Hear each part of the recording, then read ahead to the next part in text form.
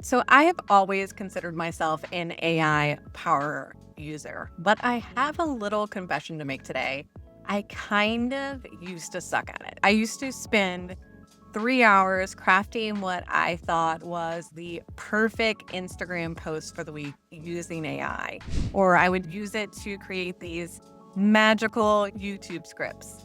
But when I read it back, I literally did not recognize my own voice. Sure, it was polished, it felt professional, but it literally could have been written by anyone. And it sounded a tad bit robotic. And that's when I realized I wasn't using AI properly. I was using it more like a vending machine and less like a creative partner. And I was letting it replace everything in my business that made it, well, mine. So I was super excited when I first learned about the C.I.T.E framework from my coaches, Jason and Caroline Zook. I began implementing it into my business and began getting so much better outputs that sounded actually like me from ChatGPT and from Claude. And that's exactly what we're going to be covering today. I'm going to be walking you through the entire framework. If you've ever felt like AI is making your content sound like everyone else's, or you've been wanting to use AI, but you're terrified about losing your voice, this framework is going to make it feel like you are coming home to yourself. Let's just start out by saying that there's no perfect way to use AI. It is still new. We are all still experimenting. We are all figuring that out together. And honestly, that is a-okay. But here's what I've noticed.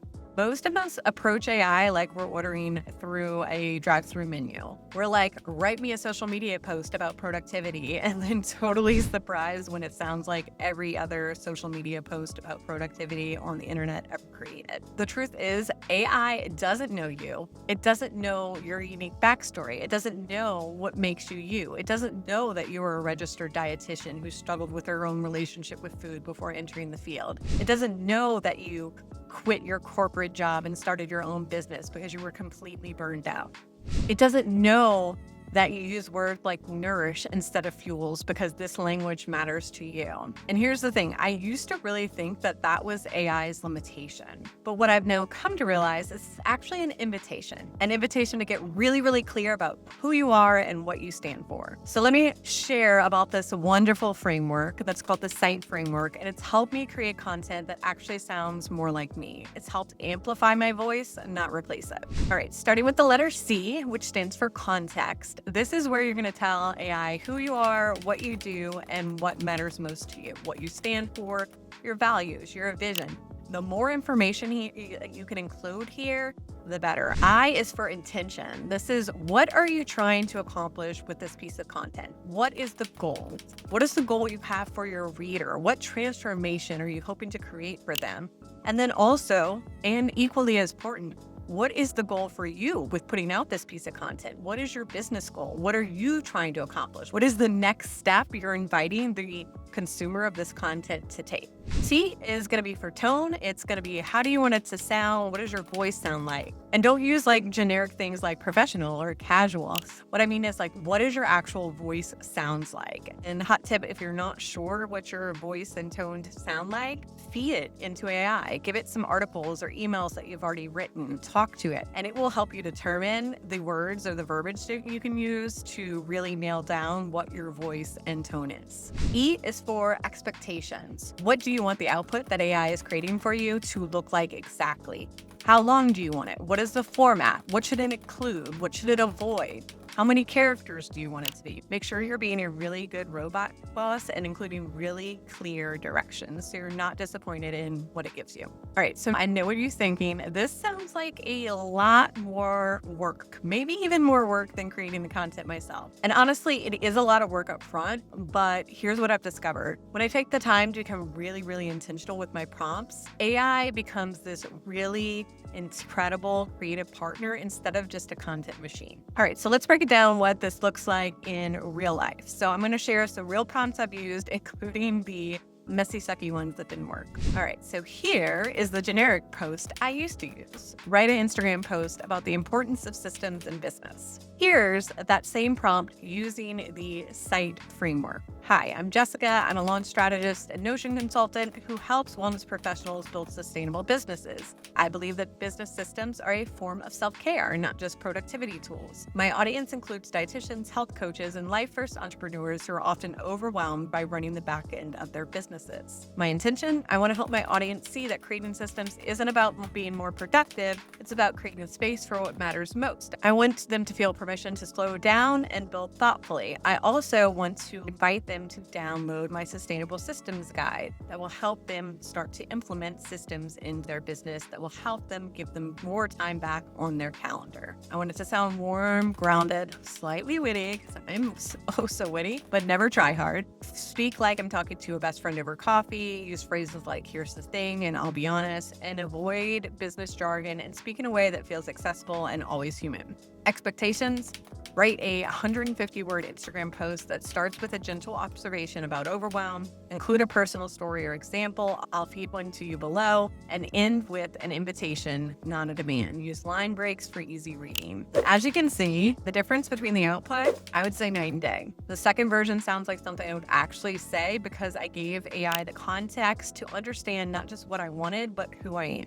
Now, here's where things have gotten really interesting for me. Using the C.I.T.E framework has done something I really didn't expect. It didn't just give me better outputs from my ChatGPT and Claude friends. It's made me really clear about what my voice is and the values that I stand for. When you have to articulate your tone to AI, you start noticing patterns in how you actually speak. When you have to define your context, you get really clear about what you stand for and what you're trying to accomplish. When you have to state your intentions, you become more purposeful in everything you create. I mean, I'll be really honest. Sometimes I use the C.I.T.E framework even when I'm not creating AI-assisted content. It's become like a beautiful practice of checking in with myself before I create anything. And here's just like a gentle reminder if you're feeling any AI guilt. AI doesn't make you less authentic. What makes you less authentic is not bringing your full self to whatever tool you're using. The goal isn't to sound like you wrote everything by hand. The goal is to sound like you, but amplified. All right, so I'm going to share some mistakes that I've made along the way because I think we learn more from the messy middle than in a polished end result. Mistake number one is I used to make my content way too generic. So I'm a business coach, tells AI nothing. I'm a business coach who specializes in helping wellness professionals build sustainable businesses because I believe business should enhance your life, not consume it. The more information you can include here, the better. Mistake number two, don't skip your intention even if you think it's obvious. Write a blog post that helps overwhelmed entrepreneurs feel less alone in their struggles. Creates a completely different output, I promise you. Mistake number three, I would describe my tone using words like professional or friendly instead of actually showing the AI how I speak. Now I try to feed it example content. I also try to let it know phrases that I actually use, like here's the thing, or let's be honest. And mistake number four is I would start from scratch every time because I wasn't systemizing my AI uses. So what I actually do now is I have an AI prompt library where I can include context that I can copy and paste, where I can include prompts that have given me really great outputs in the past so that I'm not having to start from scratch every time and I'm beginning to systemize my AI content creation. I also think it's super important to remember that AI is a tool and it's not a replacement for the work of understanding who your audience is, developing your own expertise, and building genuine relationships. This C.I.T.E framework has helped me use AI in a way that feels aligned with my values because it requires me to bring my full self to the content creation process. I'm not asking AI to think for me, I'm asking it to help me express what I'm already thinking way more clearly than my ADHD brain usually can. So here's what I want to leave with you today. If you're curious about using AI but worried about losing all your voice, I want to offer you the gentle invitation to start using the C.I.T.E framework to infuse more of you into your AI-assisted content. Pick one piece of content that you need to create this week, and before you write it, ask yourself, what is my context? Who am I and what do I stand for? What's my intention? What transformation am I hoping to create? What's my tone? How do I actually speak and sound? What are my expectations? What do I want this to look like? Whether you use AI to create content or not, these questions are going to make your content so much more intentional and so much more you. I've created a simple guide that's going to walk you through the C.I.T.E framework with examples and a prompt library.